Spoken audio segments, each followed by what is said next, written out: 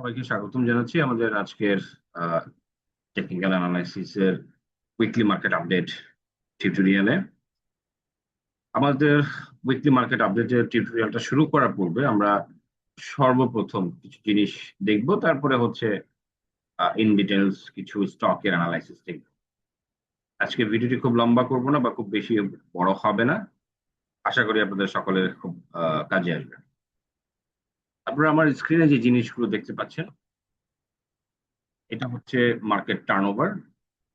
তো এইখানে আমরা দেখতে পাচ্ছি যে লাস্ট ওয়ার্কিং ডেতে যে টার্নওভার ছিল সেই টার্নওভার অনুযায়ী টপ যে সেক্টর গুলো ছিল সেইগুলো, এবং এর পাশাপাশি সেই সেক্টরাল টার্নওভারের যে সেক্টর গুলো ছিল সেইটার কতগুলো স্টক, মানে কত পার্সেন্টেজ অফ স্টক গেইনার এবং লুজার ছিল সেটা। তো আমরা এখানে দেখব যে কোনো ইনভেস্টমেন্টের পূর্বে আপনার অ্যাকচুয়ালি যেটা ফাইন্ড আউট করা উচিত সেটা হচ্ছে সেক্টরাল মানি ফ্লোটা কোন দিকে। এটা যদি আপনি ঠিকভাবে ফাইন্ড আউট করতে পারেন, আপনার অনেক কাজ খুব ইজিয়ার হয়ে যাবে। তো আমরা দেখতে পাচ্ছি যে সেক্টরাল মানি ফ্লো এইখানে, আমি আরেকবার একটু যাই। সেক্টরাল মানি ফ্লোতে আমরা দেখতে পাচ্ছি যে ফার্মাসিউটিক্যালস ছিল টপে, তারপর ইন্স্যুরেন্স, তারপর টেক্সটাইল, তারপর ব্যাংক। তো আমরা দেখব যে কম্পেয়ার করে সর্বপ্রথম যে মানি ফ্লোটা অ্যাকচুয়ালি বেড়েছে কোন কোন সেক্টরে। যেমন আমরা দেখতে পাচ্ছি যে ফার্মাসিউটিক্যালসে বেড়েছে, ইন্স্যুরেন্সে বেড়েছে, টেক্সটাইলে বেড়েছে, ব্যাংকেও বেড়েছে। আমরা টপ 5 বা টপ 4 স্টক নিয়ে কাজ করব, সেক্টর নিয়ে কাজ করব। তা আমরা দেখব যে ফার্মাসিউটিক্যালসে যেহেতু মানি ফ্লো বেড়েছে, দেখতেই পাচ্ছেন যে ফার্মাসিউটিক্যালসে 73% স্টকের দাম বেড়েছে, আর 17% স্টকের দাম কমেছিল, অর্থাৎ 6টা লুজার ছিল। তার মানে লিডিং পজিশনে মোস্ট অফ দা ফার্মাসিউটিক্যাল স্টকই ভালো ছিল। এরপরে থার্ড পজিশনে থাকা টেক্সটাইল সেক্টরটা নিয়ে আমরা আলোচনা করব। টেক্সটাইল সেক্টরও এখানে মানি ফ্লো সিগনিফিকেন্টলি বেড়েছে, এবং এখানে আমরা দেখতে পাচ্ছি যে 82% অর্থাৎ 48টা স্টকের গেইনার ছিল আর 5টা স্টক লুজার ছিল। তার মানে গেইনার সংখ্যাটা বেশি। তো এই দুইটা পার্টিকুলার স্টক আমরা এখন প্রাইমারিলি সিলেক্ট করলাম।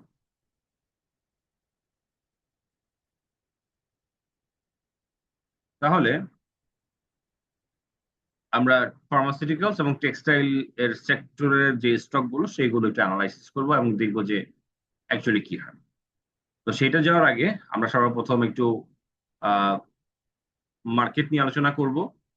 হয়তোবা আবার গ্রুপে যারা আছেন, আমাদের টেকনিক্যাল অ্যানালাইসিস গ্রুপে, আমি এই চার্টটা অলরেডি শেয়ার করেছি এবং যেখানে বলার চেষ্টা করেছি যদি সাপোর্টটা ভেঙে যায়, অর্থাৎ এই মুভিং অ্যাভারেজের সাপোর্টটা যদি ভেঙে যায়, তাহলে আরো বেশি কারেকশন হওয়ার সম্ভাবনা আছে।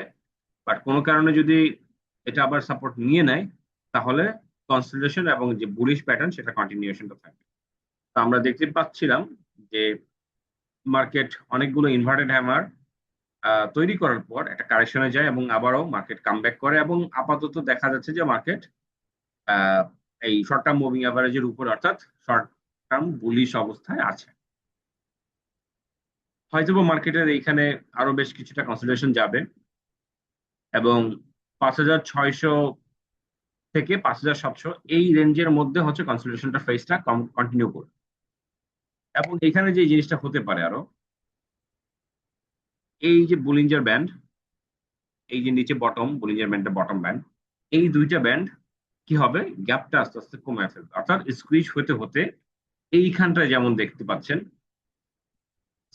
একটা বড় গ্যাপ ছিল, সেটা কিন্তু আস্তে আস্তে স্কুইজ হয়েছে। এই যে এইখানে স্কুইজটা হয়েছে এই জায়গাটাতে। তো এইটাও সামনের দিনগুলোতে এইরকম এবং এইরকম হয়ে একটা স্কুইজ অবস্থা, কাছাকাছি অবস্থাতে আসবে বা আসতে পারে।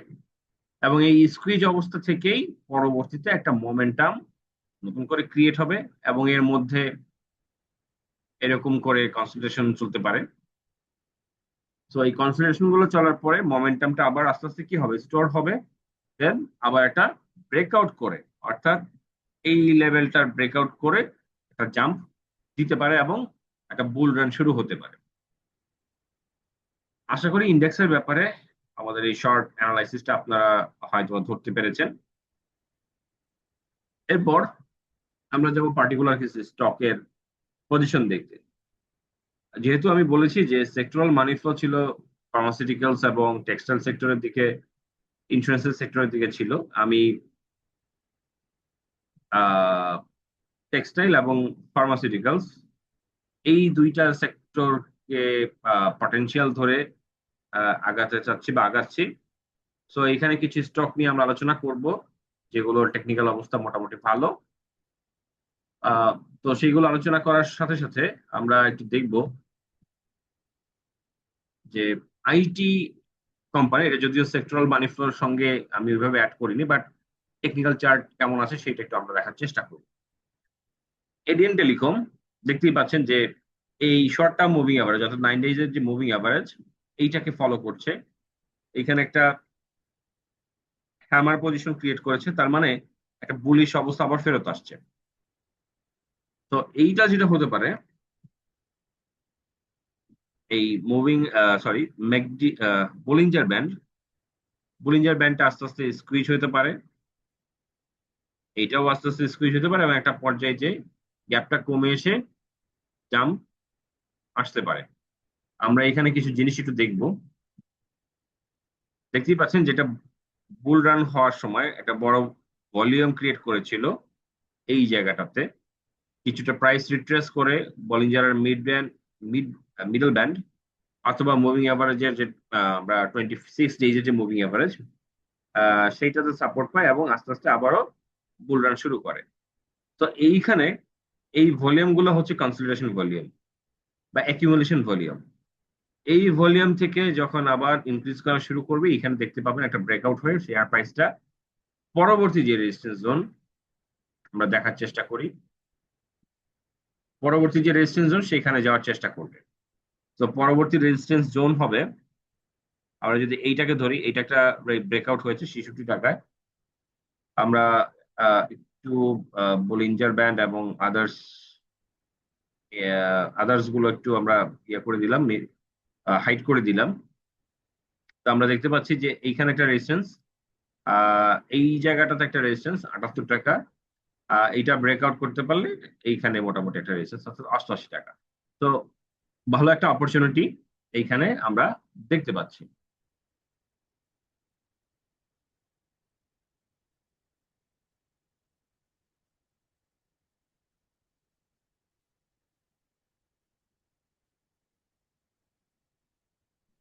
এরপরে আমরা যে স্টকটা দেখব, একমি পেস্টিসাইড।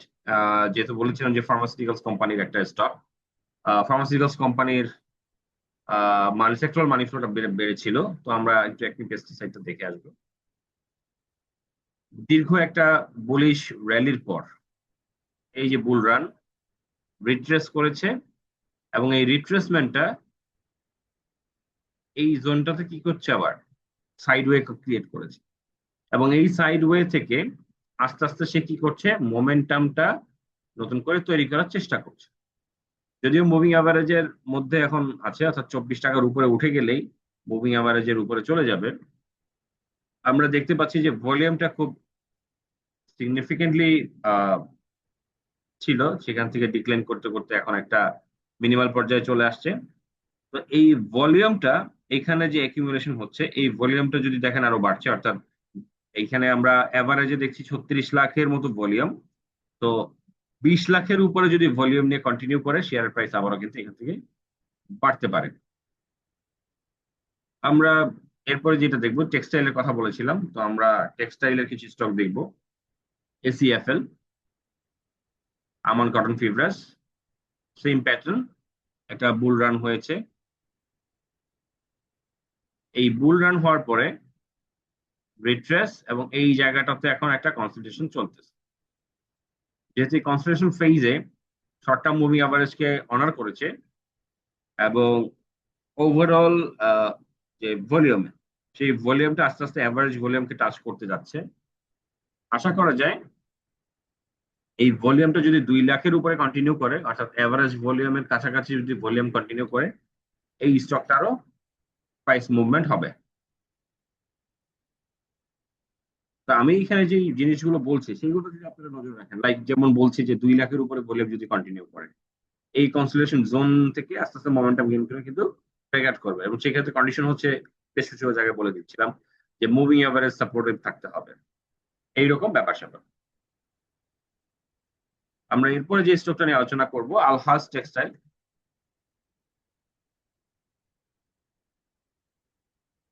দেখতেই পাচ্ছেন মাত্র মুভ শুরু করেছে, ইনিশিয়াল মুভ। এটা ছিল লো, তারপরে সেকেন্ড লো হচ্ছে এইটা, এবং এখান থেকে স্কুইজ করে সব কিন্তু আবার মুভমেন্টে যাওয়ার মতো রেডি হচ্ছে। এবং অ্যাভারেজ ভলিউম যেখানে 3.5 লাখ, সেখানে 2.5 লাখের মতো পার ডে ট্রেড হচ্ছে। তো 2.5 লাখের উপরে যদি কন্টিনিউ করতে পারে এই শেয়ারের প্রাইসটা, এখান থেকে জাম্প করে খুবই সম্ভাবনা আছে পরবর্তী যে রেজিস্ট্যান্স জোন, অর্থাৎ 123-24 টাকা, সেখানে যেতে পারে। এবং সেইটা যদি ব্রেকআউট করে তাহলে খুব আলটিমেটলি যেটা যেতে পারে 150 টাকা লেভেল পর্যন্ত। তো এটা একটা পটেনশিয়াল স্টক, একটা বড় জাম্প হয়েছে, বড় ভলিউম সহ। এইটা রিট্রেস করে আবার যেহেতু কনসলিডেট করছে, সো এখানে পার্টি বলবো যে স্মার্ট মানি বের হয়ে যাবে, বরং এখান থেকে আবার একটা পুল আপ হবে। তো এটা একটা টেকনিক্যালি পটেনশিয়াল স্টক, আপনাদের ওয়াচ লিস্টে রেখে আপনার টেকনিক্যাল ফরমেশন গুলো আপনারা অবজার্ভ করতে পারেন। লাস্ট ওয়ার্কিং ডেতে সেন্ট্রাল ফার্ম, আমরা বলেছিলাম ফার্মাসিউটিক্যালসও কিন্তু মানি ফ্লো হয়েছে। তো এইখানে একটা বুলিশ মারুবুজু আসছে, এবং এভার হাইয়েস্ট একটা ভলিউম এখানে ক্রিয়েট করেছে গত 1 বছরে, অর্থাৎ 25-এর শুরুর দিকে যে ভলিউমটা ছিল সেই ভলিউমের পরে আর এরকম ভলিউম হতে দেখা যায় নাই। তো এখানে যেহেতু বড় একটা রেজিস্ট্যান্স জোন, অর্থাৎ এই জোনটা 10 টাকা প্লাস মাইনাস যেহেতু একটা রেজিস্ট্যান্স জোন, সে একটা আবার বাউন্স ব্যাক করে কিনা অথবা টানা এখানে হল্টেড করে ব্রেকআউট করে কিনা সেটা দেখার বিষয়। যদি দেখা যায় যে ব্রেকআউট করে ফেলার সম্ভাবনা আছে এবং ভলিউমটা সিগনিফিকেন্টলি কন্টিনিউ করতেছে, তাহলে এইখানে এটা খুব ইনিশিয়ালি খুব অল্প সময়ের মধ্যে প্রাইসের ফ্লাকচুয়েশনটা খুব বেশি হওয়ার সম্ভাবনাটা খুব বেশি।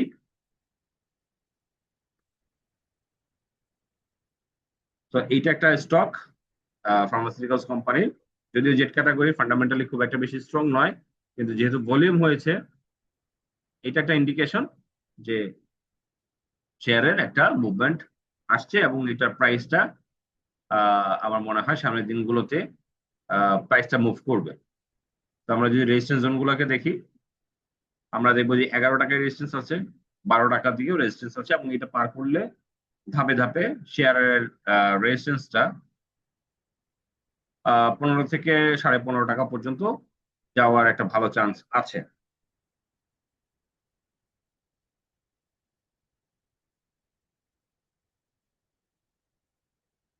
এখন যে স্টকটা নিয়ে আমরা আলোচনা করব, এটা হচ্ছে ড্রাগন সোয়েটার, ডিএসএসএল। আপনারা দেখতে পাচ্ছেন যে শর্ট টার্ম মুভিং অ্যাভারেজে সাপোর্ট নিয়েছে এই জায়গাটাতে, এবং মুভিং অ্যাভারেজে সাপোর্ট নিয়েছে, সো গুড সাইন। 23 লাখের উপরে অ্যাভারেজে ভলিউম হচ্ছে per day, quite okay. Average volume যেহেতু 40 লাখ, সো আমার কাছে মনে হয় যে 20 লাখের উপরে ভলিউম দিয়ে যদি কন্টিনিউ করে, আলটিমেটলি এই শেয়ারের প্রাইস হবেই।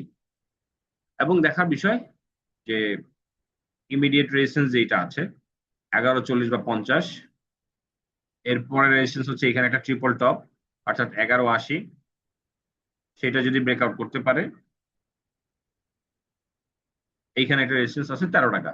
তো এখানে কিন্তু হাই পটেনশিয়াল যে শেয়ারটা ধাপে ধাপে এখানে প্রাইসিং হওয়ার মতো যে টেকনিক্যাল পজিশন থাকা উচিত বা থাকা দরকার, সেটা কিন্তু এখানে আছে বলে দেখা যাচ্ছে।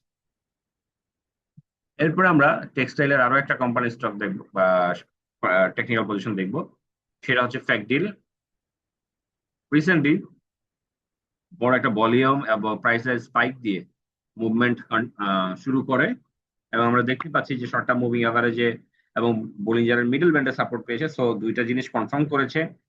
অ্যাভারেজ ভলিউমটা 14 লাখ, তো আমার কাছে যেটা মনে হয় যে 29 লাখ অ্যাভারেজ ভলিউম, এবং কারেন্টলি এটা 14 লাখ প্লাস ভলিউম দিয়ে কন্টিনিউ করছে।